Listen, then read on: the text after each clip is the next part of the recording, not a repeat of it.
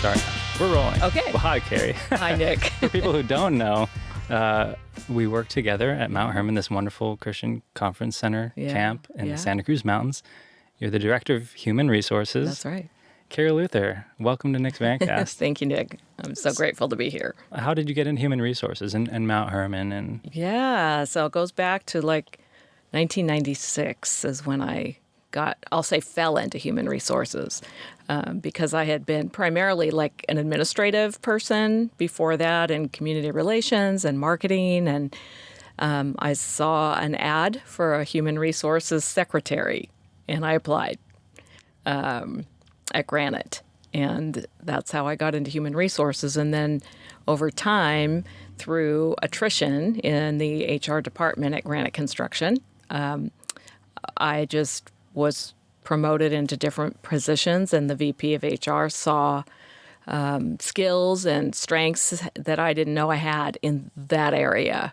And it was really perfect for me. And so I got to do a number of things in all facets of human resources over the course of 16 years at Granite.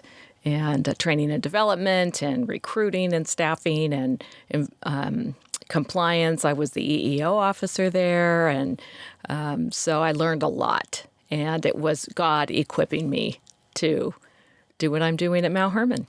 Well, when we worked together, I know that we got a chance to interact and talk in terms of like people's strengths and things. Yeah, right. So is that something that you always knew how to bring out people's strengths and make them better at what they do? Or was that something that kind of you learned as you went along with this path of falling into human resources? Yeah, so what I learned is that I had a natural ability to do that. And with the Clifton Strengths Finder, which is a tool, an assessment tool that helps people identify those talents, those natural talents that they probably already know they have, they just don't know what to call them. And that's what I learned, that out of 34 possible themes that were developed, my top 5 were harmony, developer, consistency, arranger, and another one. I always forget one of them. And I learned that was just a natural thing that I loved, that I had a passion for, was coaching people. And that's part of that. Yeah. Well, if you can identify those strengths in yourself and then also help other people to do that as well, that's such a powerful thing. One of the questions that I have about, personality tests and strength finders and all that is that I would always think when you're taking those tests online, you're in a different headspace from day to day. Right. How accurate can those really be when you are defining, oh, this is what I'm the best at, or, the ENFJ, all of that. All right, exactly. I mean, do you put a lot of stock into that and the accuracy? Yeah, in that one I do, because it's identifying talents. And absolutely, you're absolutely right that I don't think our personalities change so much over time, but how we use our talents definitely does. And even what jobs we're in can cause them to ebb and flow. So one that you're using today a lot because of your job may not show up as much if you're doing something else.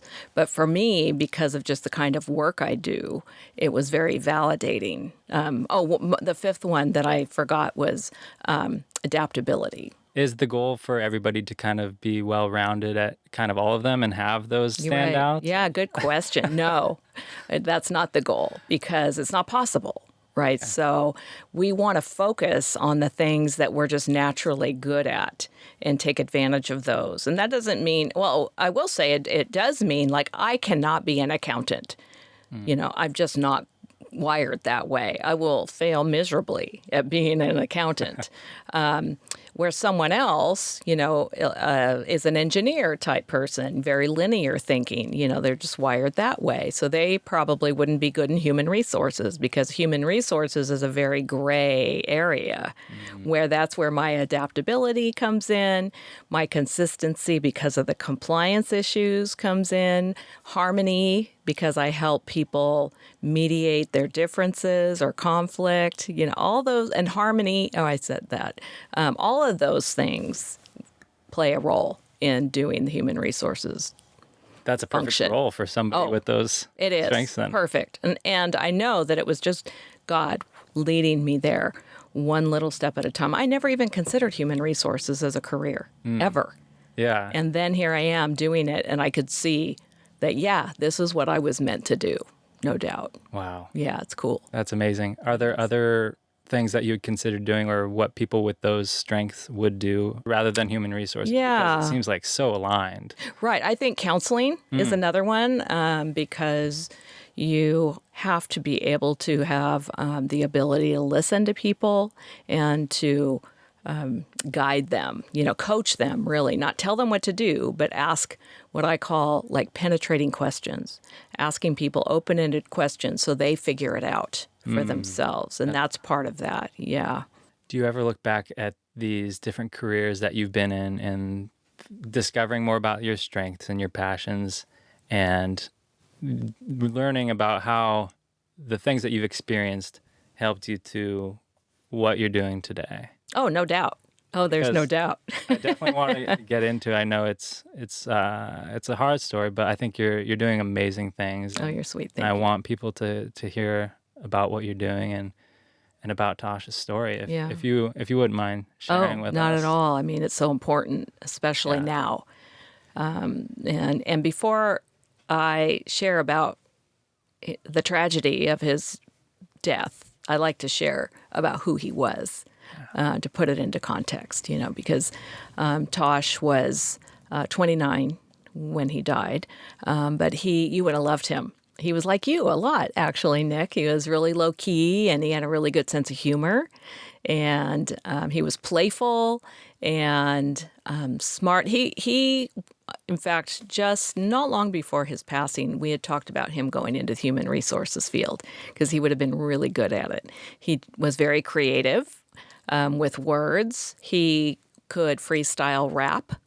I have his phone, actually, and I've only done it once, but sometimes I'll charge it and listen to his voice memos where he's freestyling when I want to hear his voice. Yeah, and he is very talented, and we found a book of lyrics that he'd written over the years, and he just had a way with words, and he was in the communications education area, I'll say. He got an award from the local junior college when he was studying communications for his ability for expository writing, because he was just a natural talent. And he loves sports, of course. And as a family, we went to a lot of Giants games and talked Giants baseball all the time. In fact, that was one of the really hard things after the first baseball season after he died. Was he was my go-to guy whenever the Giants would make an acquisition or, trade someone away. And I'd always say, hey, what do you think about this? And so that first baseball season after he passed away was really hard because I wanted to so many times, just pick up the phone and call him, and he wasn't there anymore. But he just had this way of bringing people together too, and we would play a lot of family games, board games together, and he would go with me to watch meteor showers because I love that, and he knew that, and so he would go, and his little brother, who's not so little anymore, just probably to protect me from the boogeyman at night. From the meteors. Yeah, not from the meteors, but he just really loved his mom. You could see it different times, in different circumstances. How he really loved his mom, and he just was a cool guy. He loved all kinds of music. He wasn't just limited to the hip hop world. He asked me if he could borrow my Creedence Clearwater Revival CD once so he could download it. He loved Johnny Cash. I mean, he was pretty eclectic in his music taste, and he loved his family. I mean, he loved his nieces dearly. I have so many pictures. I'm so glad I have so many pictures of him with them and with other people that he loved and loved him. And then what happened is he had a bad case of hives for about 6 weeks and had been to the doctor to try to figure out what is this that's causing these hives and itching so terribly. And he acquired a Xanax from an acquaintance.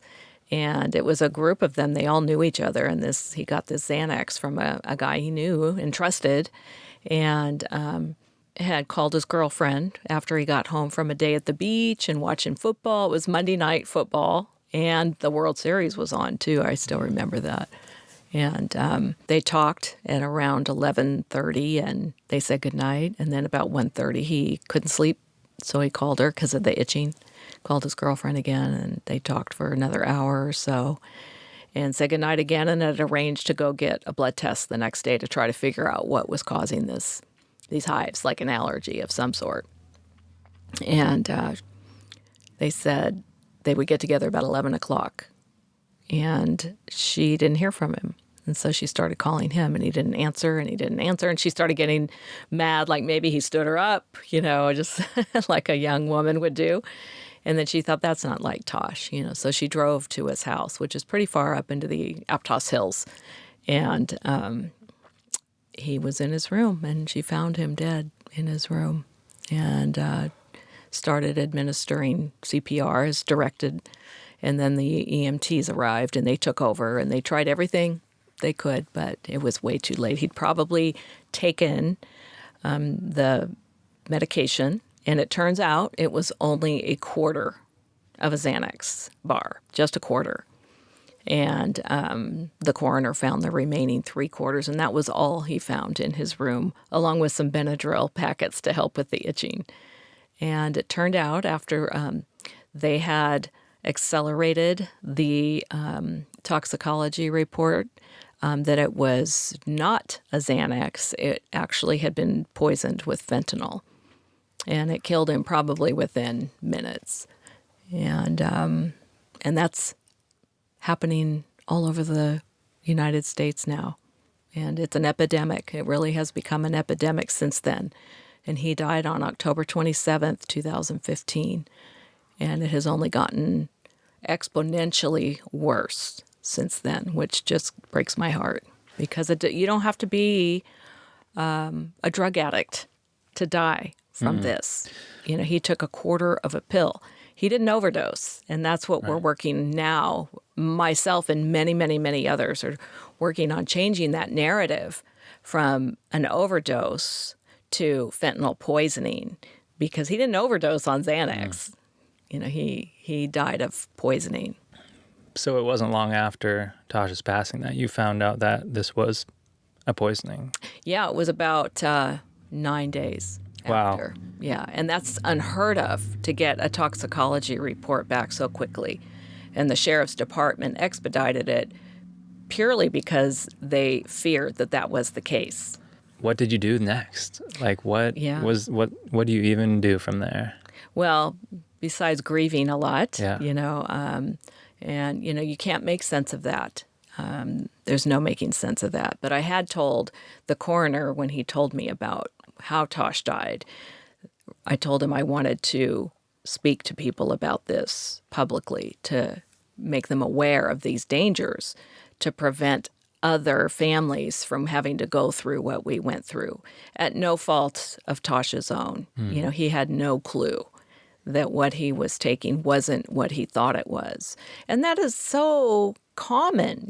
People accept prescription medications of all kinds from their friends or acquaintances, Percocet, oxycodone, they hurt their back and they, need to work. And so a friend gives them an oxycodone. I can't tell you how many people I've met now who've become my friends, who've lost loved ones because of that very issue. Not because they were taking fentanyl on purpose to get high.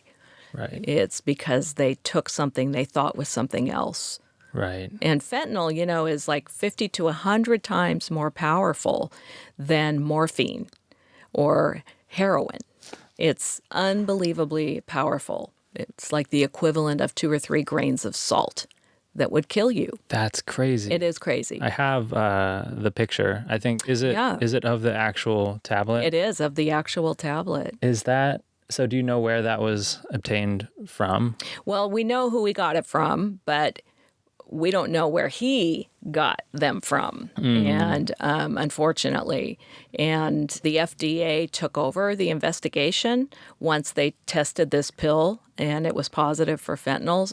And I've never heard anything more about it since then. And I know that the person he got it from claimed he didn't know that it was poisoned. I don't know if I believe that anymore or not, but I've had to choose to let go of that because I don't want it to eat me up, you know, the anger or revenge, you know. I don't want that to be my identity. And so I've had to let go of that. I mean, you talk about the potency. I mean, that is... You can see how much he took. For people who aren't looking at the screen, that's a fraction of a centimeter. Yeah. Tinier than that. It's so small. It is. It's crazy, isn't it? Who is doing this? Why are they doing it? Oh, yeah. That's easy. They're greedy. It's all about making money. For drug traffickers. And they can get a kilo of fentanyl for very cheap. I think it's like $10,000 for a kilo, which is a lot of fentanyl when you think about how little it takes, right? And then they're making millions, right, off of on that the street. $10,000. Yes, like $3 million off of that same volume. And what they're doing is they're mixing it with other binding agents in pill presses that they have purchased on the street.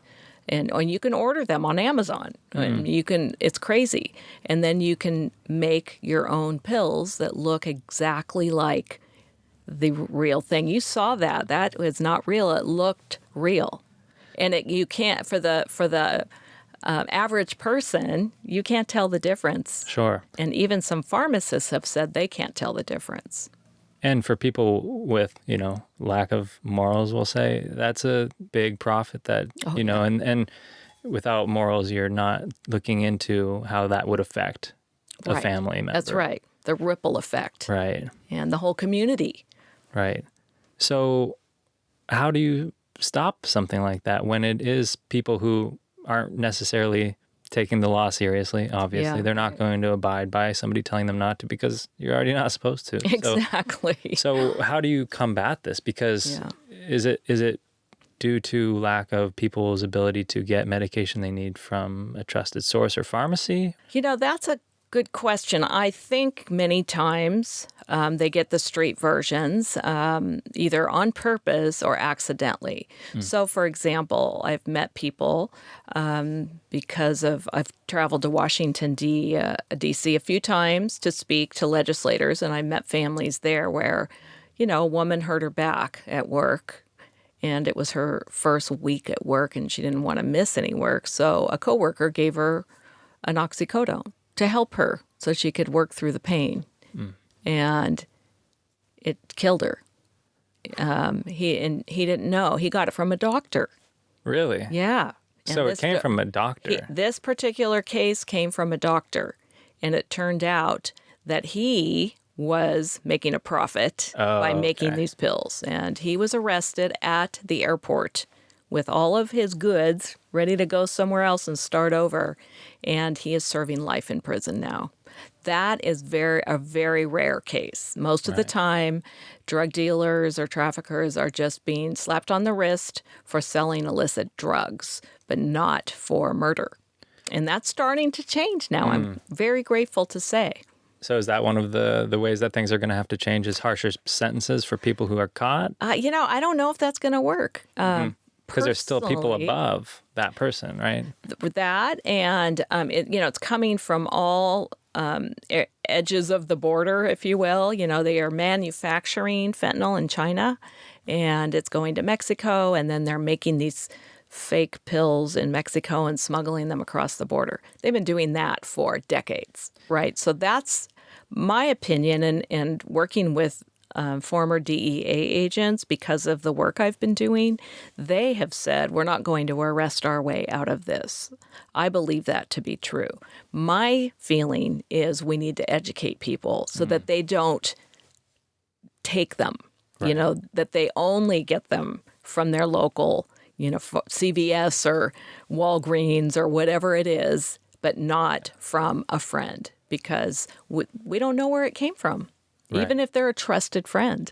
Yeah. We just don't know. And so that's what I think, is that we need an army of people educating people out there. And that's why I speak at schools.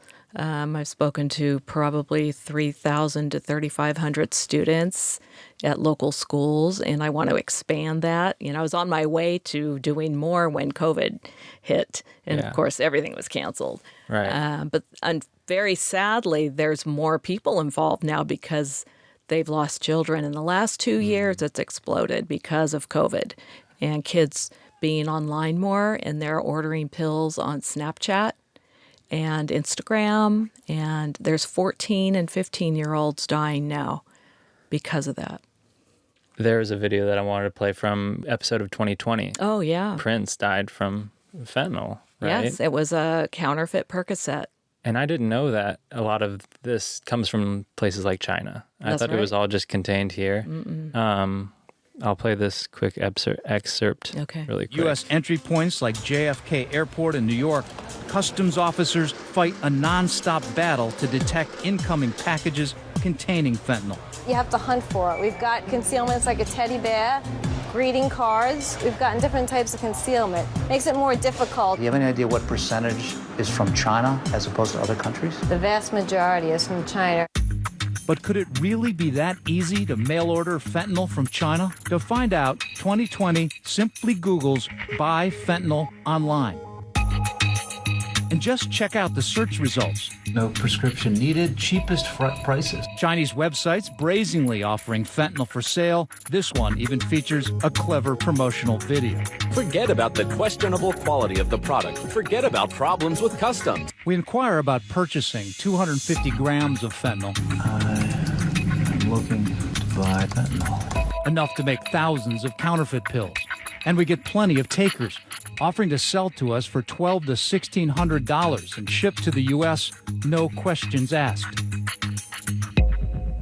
So how does it get from there to places like Snapchat and Instagram?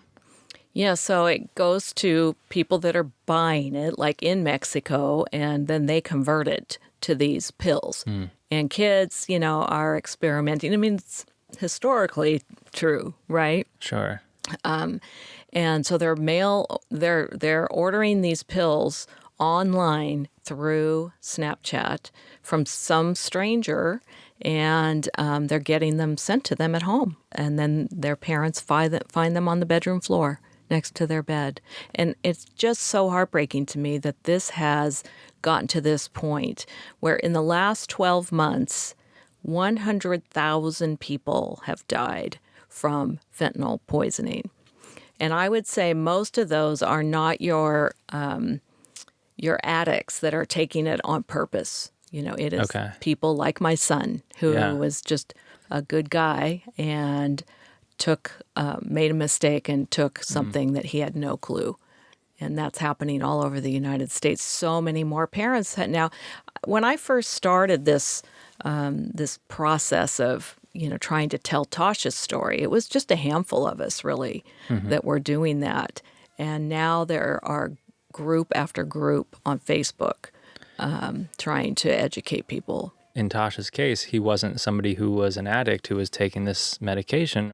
But there are people who do become addicted Yes. via injuries or just through That's correct. experimentation. Yes. So what type of education is needed for those folks who aren't necessarily going to go to the doctor to get a prescription because they won't be able to obtain one, but they still want to get this? That's drug? the hard part, and I don't know how to answer that, Nick, actually, because those are people who are addicted. My general sense for that is that they need help to deal with their addiction. It's really like playing roulette when you take a pill that you get on the street. It could be fine, and it could be the one that kills you. There's kind of a saying out there now among the people who've lost children is one pill can kill, because it's the truth. And why risk it? Do you really want to risk your life for that? There are so many programs out there to help people with addictions.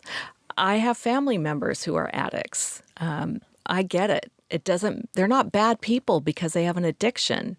They need help. And there's so much help out there. I just can't even stomach knowing that someone could die from taking a pill. Or even they're lacing marijuana with fentanyl. Really? Yes. And some people in Santa Cruz down on Pacific Garden Mall died from fentanyl poisoning in some joints that they bought, and they died. Just a joint. And is the point of that just to make the drug appear larger when they're selling a quantity of drugs? No, I think it's to get the person addicted, because fentanyl is highly addictive. Wow, Yeah. they're really playing the long game. Oh, then. they are. Definitely, no doubt That's about horrifying. it. It is horrifying because they're not chemists, right? Sure. They don't know how to mix this stuff. In fact, on the 2020 episode, it shows a man in a garage mixing fentanyl with other binding compounds in a plastic milk jug. Wow. And so you don't know how, Yeah. how it's coming out in the pills. So solving this, I don't know that it'll ever be fully solved with, I agree. just evil in the world, but it's kind of a twofold problem because you have people who are addicts as a result of experimentation, but you also have people who need certain medication and end up acquiring it through other places other than pharmacies, or in the Absolutely. case of the doctor. Yes. So it's there's not just one right answer to There is fight not. this. You are absolutely correct. So what was the process for you when this happened, that you knew that you wanted to start speaking and going to people and to places and sharing the story and ultimately saving lives? I just knew when Sergeant Clark, was his name, told me how Tosh died, that I needed to make some sense out of Tosh's death, that in his memory and for his legacy, I needed to do something. And so he connected me with another deputy that speaks at schools. And so he and I spoke together at our first high school to 2,000 students, 2 different assemblies of 1,000 kids each. And I was, it sounds crazy because it's so tragic, I was invigorated knowing that we were making a difference. And those kids, you could hear a pin drop in the gymnasium. They were riveted. And that's been my experience every time thereafter. And I had teachers tell me at one school in Watsonville, a middle school, that they have never seen those kids, 6th, 7th, and 8th graders, so mesmerized at any assembly they've ever had, because I made a connection that my son was just like them. He was a great athlete. He got most valuable player his sophomore year in high school, baseball player. He got most valuable defensive player his senior year. He was a purple belt in judo and won a silver medal in the Junior Olympics. I mean, he wanted to have a future, and he was just like them. He wasn't, a guy laying in the gutter shooting up. Right. And that it could just as easily happen to them. And I'll never know how many people have been saved by his story, but I know it's a lot. And it will grow now that other parents are doing similar things in their communities. That's amazing. And that's such noble work. And it's especially important to talk to people at that young age before they are getting on to, social media more often. So you talk to people at school, and then you also said you talk to legislators in D.C., for example. When you're there, the goal is the same, but is it a different goal while you're there? Is it to have laws enacted to prevent or to educate? When you're there, what is the goal, I guess? Yeah, the goal is to educate them, but for an end game, of changing laws. That is, I've been to Washington, D.C. twice. Part of it was trying to stop the importation of drugs from Canada, because there are no checks and balances when they come from Canada, because they're not really coming from Canada. They're coming through Canada from other countries. From China, for example. Or Southeast Asia or whatever. They're just not checking? No, and it looks like it's a Canadian, like on a Canadian website, they can make it look like it's a Canadian pharmacy, and it's not. It's only coming through Canada. That's crazy. It is crazy. And it's crazy Nobody that we accept that. Most people don't know that. Why are we accepting that? We're trying not to. I know. Yeah. We're trying not to. We're trying to encourage the government to find other ways to help people lower their prescription costs, because it's out of control. That's part of it? That is part of it. So I went to Denver once to speak about that issue. I've been to Tennessee, and I spoke at a Healthy Tennessee panel discussion with legislators about opioid addiction. I've been to Colorado Springs to speak at a Republican leadership convention there. I went to Tallahassee to the Capitol there to speak to their House Appropriations Committee about Tosh's story and about drug importation. Sadly, what gets in the way of people hearing Tosh's story is they have it in their head that it's about an addiction, and it isn't. It isn't about an addiction. It's not about somebody taking illicit drugs. Yes, he had a choice, but he had no idea that it wasn't Xanax. And it was once. And it was, well, I don't know if it was once or more. I don't know. I'll never know. That instance only took one time. And it was a quarter. Right. It wasn't even the whole thing. I mean, they're tiny little things. Like if someone else had taken that, it would have ended up with the same result, right? Yes. Exactly. So you don't have to be an addict to have this happen the first time. That's right. And I've known people that is the case. Wow. Yeah, I've met so many parents that is the case. Too many parents. So some of these lawmakers think that it is always an addiction problem. That's where they're coming from. Yeah, they've jumped to that conclusion without all the information. It's really sad.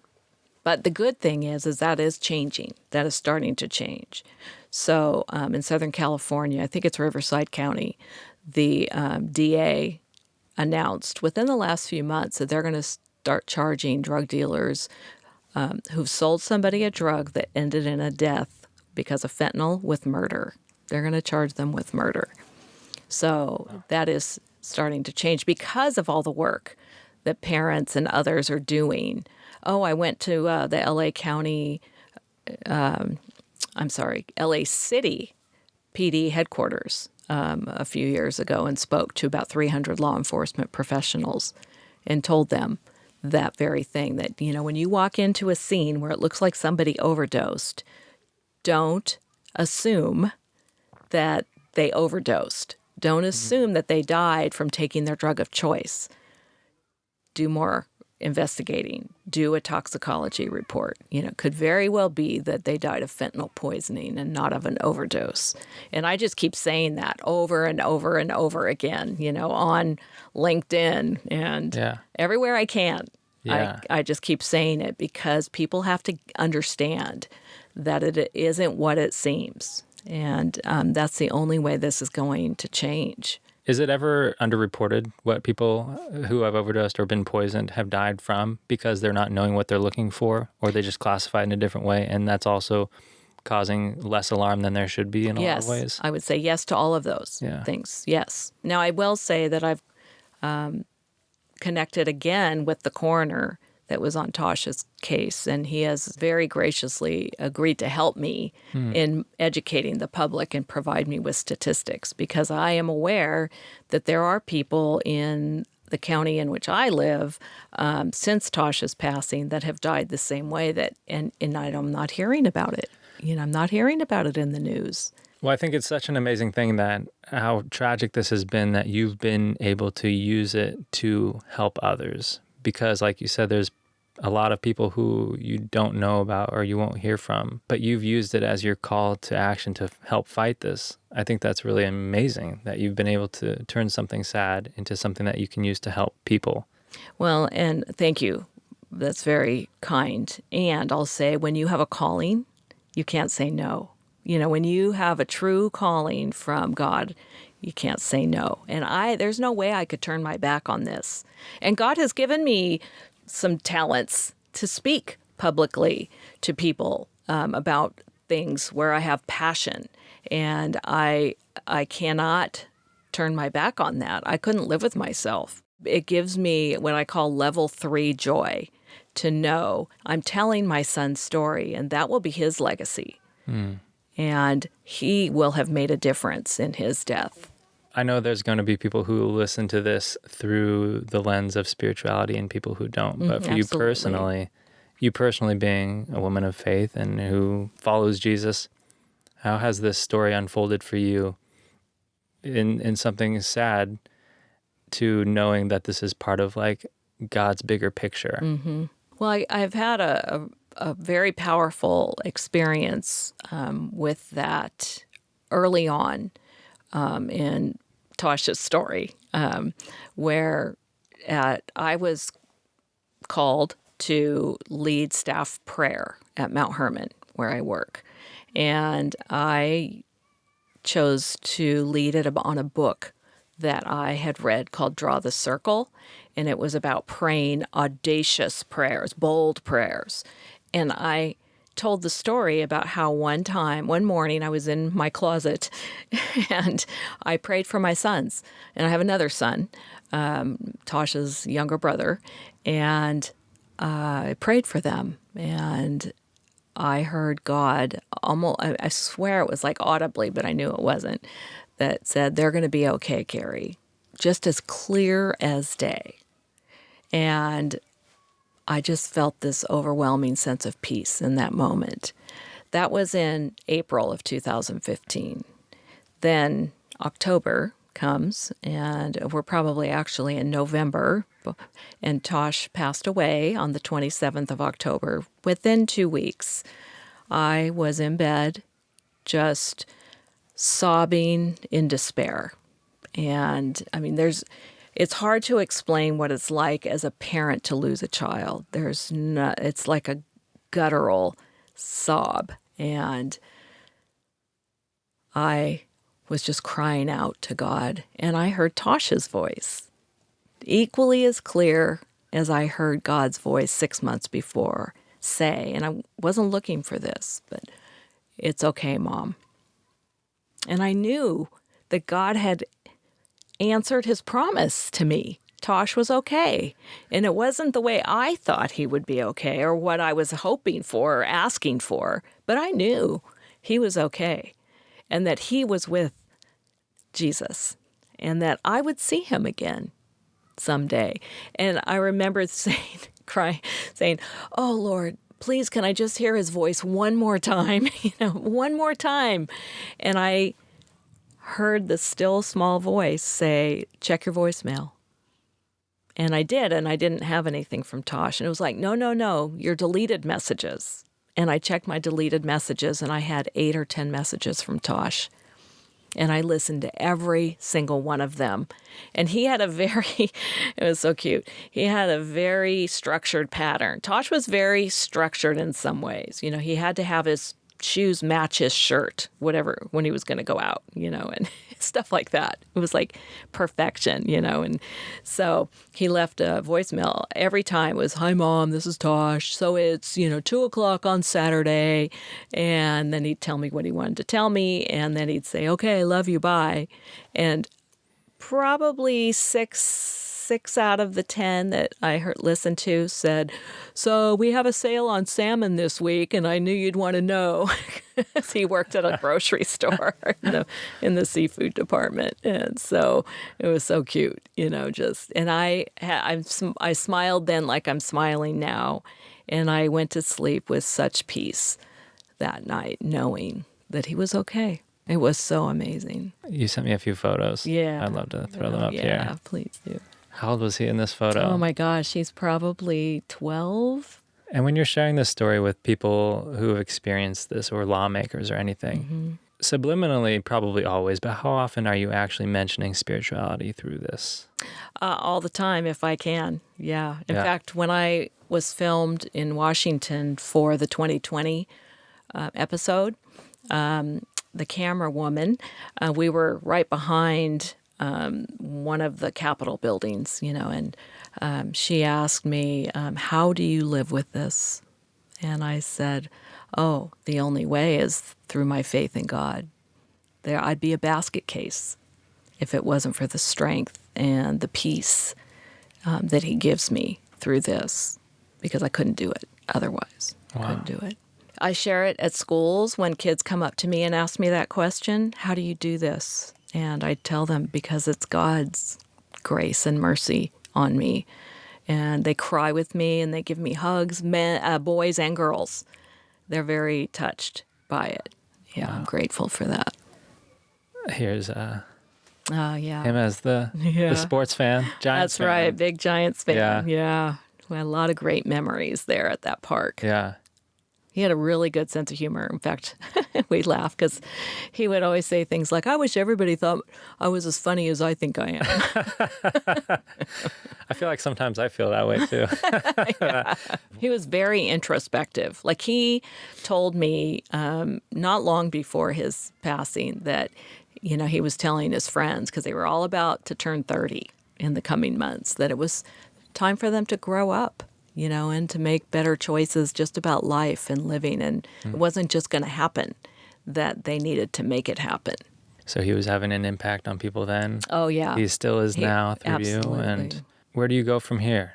Where do you just continue on this path? Are there any different things that you're going to approach in terms of speaking engagements or other avenues in which to help combat this? Yeah, I'm going to reach out to the schools again now that they're all back in session. And I know that some of them that we had to cancel want me, to come back. And I work with an organization called Partnership for Safe Medicines, which is the first group that found me in their research. And I was their first parent that they talked to, that was willing to talk to them. And so they're the ones that connected me, to Washington, D.C. I went twice, so probably, 25 legislative assistants. And I met the 2 DEA agents. I spent a whole day with different legislators in one day with the 2 DEA agents that are represented on the TV show Narcos. Oh, yeah. And that were responsible for taking down Pablo Escobar in Colombia. Really? Yeah. Javier Pena and Stephen Murphy. They're 2 of the most amazing men you'll ever meet. And they're 2 of my biggest cheerleaders. That's amazing. Yeah, it is. They're amazing. And I've met so many amazing people on this journey who've been so encouraging and wanting to spread the message, and are just right there walking step by step with me. So how can people get involved, helping you on this fight, educating themselves? How can people help you? Just take Tosh's story and tell the story. Just tell everybody that it can happen to anyone. And there are materials available even through, I've started a website. It's not very big, but it's Tosh's Story at, what is it called now? I forgot. We'll make sure to put it Please on the do, because my mind just went blank. But they can also reach out to me at toshsstory@gmail.com. Okay. And I can send all kinds of materials. I actually created a sticker of Tosh's signature because it's so beautiful. He was very artistic, and I give it out to the kids or anyone as a way to start a conversation, and they put it on their water bottles and on their cars, because that's the key, is just to talk about it. Everywhere I go, I have people ask about my pendant, which is Tosh's signature also. And then I can tell the story to them. And then they say, oh my gosh, I'm going to tell everybody I know. It's everywhere, every chance I get, I'm telling Tosh's story, because it's that important for people to know that it could happen to them. Oh, it's so devastating to lose. No parent ever wants to lose a child, ever. It's not meant to be that way. And to lose them over something so senseless that, can be changed if they only knew. And so that's the key, is let's make everybody know that it could happen to them. And I think, really personally, I do think that's the only way that we're going to make a difference. We're not going to keep it out of the country. They've been smuggling drugs from Mexico for years, and that's not going to change. And they can only do so much to prevent the manufacturing of these counterfeit pills. It's going to be through education. Well, you are doing a fabulous job of that. Oh, thank you, Nick. Thank you for sharing Tosh's story. Thank you for having me. Yeah, I feel thank you. very honored. You're saving lives. This is the most incredible story. And so thank you for all that you're doing. And we'll talk to you soon. Okay. I feel like I'm at the tippy top of my game, looking down at the rack. Confidence.